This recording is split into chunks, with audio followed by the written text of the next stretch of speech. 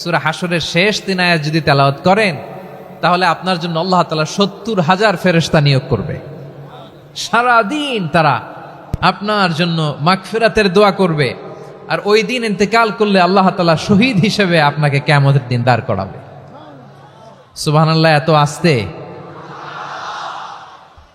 আবার সন্ধ্যাবেলায় যদি পড়েন সারা রাতের জন্য 70,000 ফেরেশতা মাগফিরাতের দোয়া করবে। ওই রাতে মারা গেলে শাহাদাতের মৃত্যু নসিব হয়ে যাবে। এজন্য এই দোয়াটা পড়ার দরকার আছে না নাই?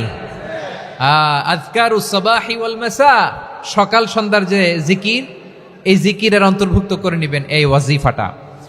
যে হাদিসটা বর্ণনা করলাম সুনানে তিরমিজির হাদিস, যদিও হাদিসটা সনদের দিক থেকে দাঈফ, কিন্তু মুহাদ্দিসিনে একরাম বলেছেন যেহেতু এটা ফাজাইলুল আমালের হাদিস, এটা পড়ার ক্ষেত্রে কোনো নিষেধাজ্ঞা নাই, এটা পড়া যাবে।